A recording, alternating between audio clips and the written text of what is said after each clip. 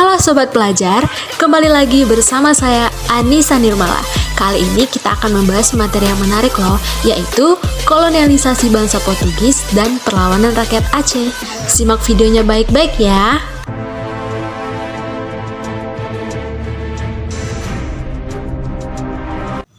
Apa sih yang melatar belakangi kedatangan bangsa Portugis ini ke Indonesia? Teman-teman ada yang tahu nggak sih? Yuk kita tanya sobat pelajar tentang ini. Halo Kak.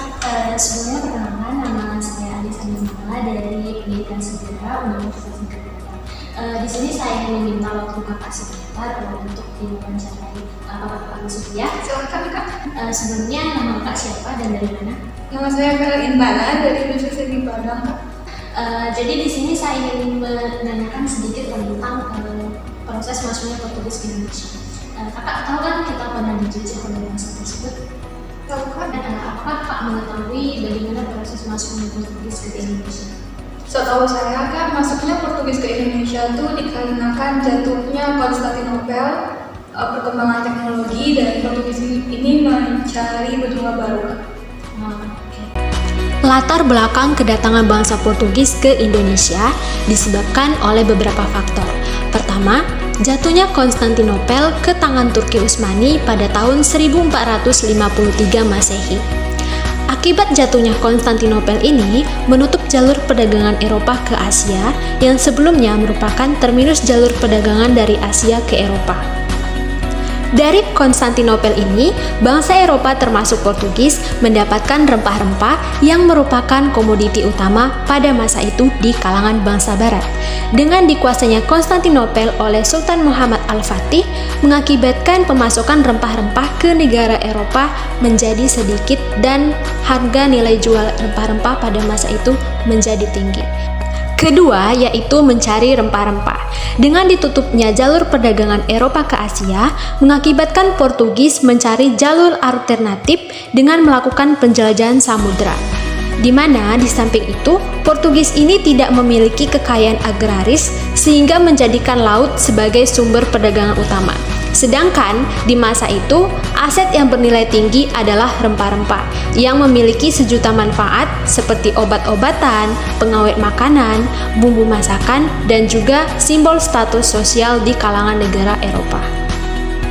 Ketiga, yaitu adanya perkembangan ilmu pengetahuan, di mana munculnya semangat untuk mempelajari dan menghidupkan kembali budaya Romawi kuno yang dikenal dengan semangat Renaissance di kalangan bangsa Barat.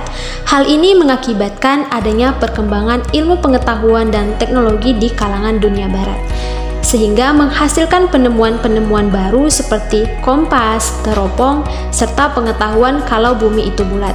Hal ini juga yang membuat semangat bangsa Portugis untuk melakukan penjelajahan samudra semakin dipermudah. Nah teman-teman, latar belakang kedatangan bangsa Portugis ke Indonesia kan sudah dijelaskan nih. Apa sih yang menjadi tujuan kedatangan bangsa Portugis ke Indonesia? Ada yang tahu nggak? Yuk kita tanya sobat pelajar tentang ini. Apa sih tujuan yang diinginkan Portugis itu masuk ke Indonesia? Sebenarnya kalau yang setahu saya Kak, Portugis itu masuk ke Indonesia mencari 3G Kak, itu kekayaan, penyebaran agama, serta kekuasaan. Secara umum, tujuan kedatangan bangsa Portugis ke Indonesia itu ada 4. Pertama, mencari kekayaan termasuk berdagang. Kedua, menyalurkan jiwa penjajahan. Ketiga, meyakini keberadaan Prester John. Keempat, menyebarkan agama yang dikenal dengan 3G atau Gold, Glory, dan Gospel. Pertama, goal atau motivasi mencari kekayaan. Pada abad pertengahan, rempah-rempah merupakan komoditas utama perdagangan dunia. Negara-negara Eropa, termasuk Portugis, memiliki keadaan geografis dan astronomis yang tidak memungkinkan untuk menghasilkan rempah-rempah. Untuk mendapatkan keuntungan dan kekayaan, maka negara-negara Eropa mencari daerah-daerah jajahan yang dapat menghasilkan rempah-rempah sebagai komoditas perdagangan mereka. Kedua yaitu glory atau kejayaan. Motif bangsa Eropa untuk melakukan praktik kolonialisme dan imperialisme untuk membangun dan mengembalikan kejayaan yang dimiliki bangsa Eropa pada zaman dulu. Di samping itu, adanya kesadaran bahwa yang memiliki keuntungan besar dalam perdagangan adalah orang-orang di pelabuhan dan pemilik syah bandar. Sehingga, Portugis berniat untuk melakukan monopoli perdagangan rempah di Nusantara. Ketiga yaitu gospel atau menyebarkan agama. Di samping mencari kekayaan dan mencari wilayah baru untuk dikoloni dan memonopoli perdagangan, kedatangan Portugis juga bertujuan untuk menyebarkan agama Katolik ke Indonesia. Siapa aja sih tokoh-tokoh pelopor penjelajahan Portugis?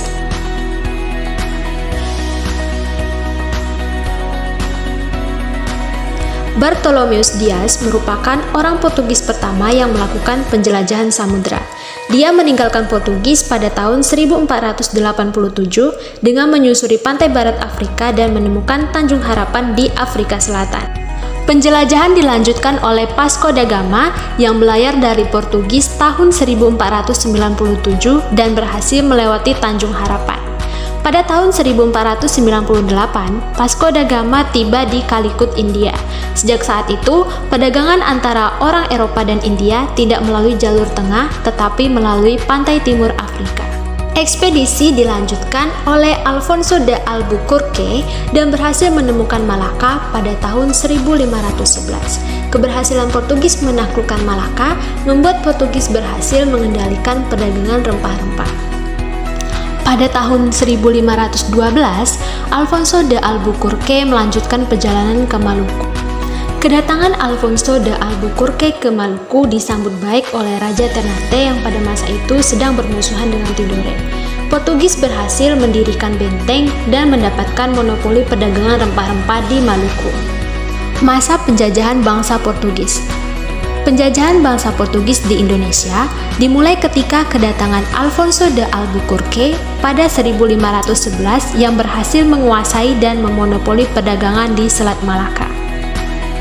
Setelah menguasai Malaka, Alfonso merencanakan untuk mengirim 3 armada untuk membangun monopoli perdagangan Portugis, yaitu di Maluku, Jawa Barat, dan juga Timur.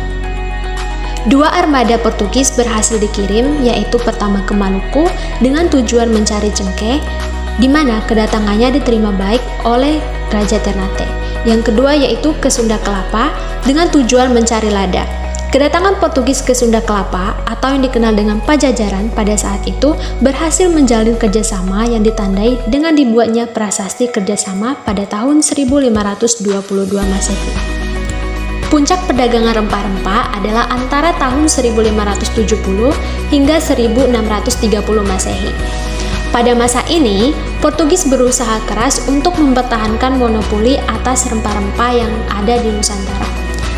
Strategi perdagangan Portugis adalah membangun pusat administrasi yang berdekatan dengan benteng-benteng yang sudah didirikannya sebelumnya.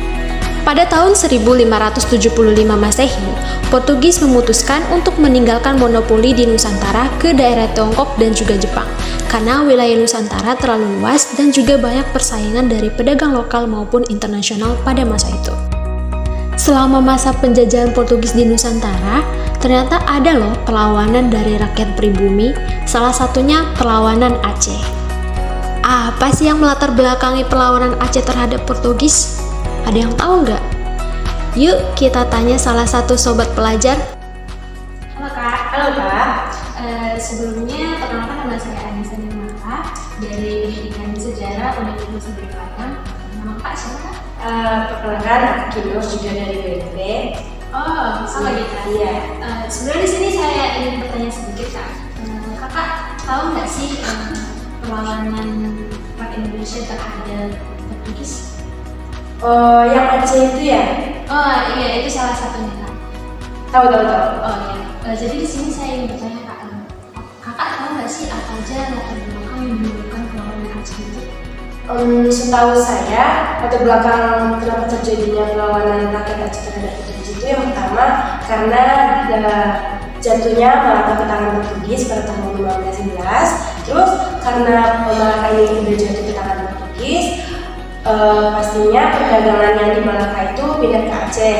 Terus ada juga usaha Portugis ini untuk menghancurkan Aceh, yang selanjutnya kayak Portugis ini ingin memperluas daerah penguasaannya ke timur, utara, dan juga barat. Terus karena pada saat itu juga ekonomi Aceh ini sedang meningkat, setahu saya itu sih Kak. Latar belakang perlawanan Aceh disebabkan karena jatuhnya Malaka ke tangan Portugis pada tahun 1511 Masehi mengakibatkan perdagangan yang dulunya berpusat ke Malaka pindah ke Aceh, sehingga menyebabkan ekonomi Aceh meningkat. Di samping itu, Portugis juga berusaha menghancurkan Aceh karena adanya ambisi untuk memperluas kekuasaan di pantai timur, utara, dan juga barat. Perlawanan Aceh melawan Portugis dibagi menjadi 3 periode.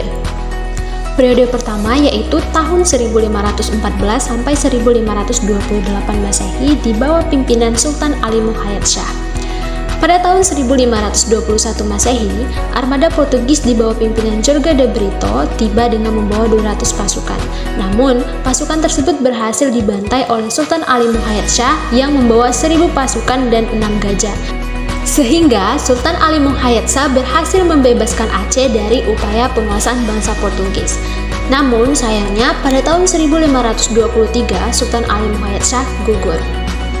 Periode kedua yaitu pada masa pemerintahan Sultan Alauddin Rayad Shah pada tahun 1537 sampai 1568 Masehi. Alauddin Rayad Shah berani menentang dan mengusir Portugis yang bersekutu dengan Johor dengan memiliki strategi perlawanan, yaitu melengkapi kapal-kapal dengan meriam dan juga prajurit, meminta bantuan dari Turki, dan juga bekerja sama dengan Persia dan juga India. Di samping itu juga bekerja sama dengan Demak dan juga Makassar. Periode ketiga yaitu di bawah pimpinan Sultan Iskandar Muda pada tahun 1607 sampai 1639 Masehi. Strategi Sultan Iskandar Muda dalam menghadapi Portugis yaitu yang pertama, melipat gandakan kekuatan pasukannya.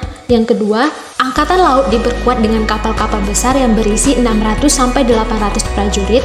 Yang ketiga, pasukan kavaleri dilengkapi dengan kuda Persia dan menyiapkan pasukan gajah dan juga misi infanteri. Akhir perlawanan Aceh terhadap Portugis yaitu Sultan Iskandar Muda meninggal dan Aceh mengalami kemunduran serta tidak dapat melawan Portugis dan juga Portugis tidak bisa menguasai Aceh. Di samping itu, kedatangan VOC menguasai Malaka dan mengusir Portugis. Oke sobat pelajar, thank you for watching. Semoga videonya dapat menambah wawasan kalian tentang kolonialisasi bangsa Portugis dan perlawanan Aceh. Sampai jumpa di video berikutnya ya. Tetap semangat. Hoya!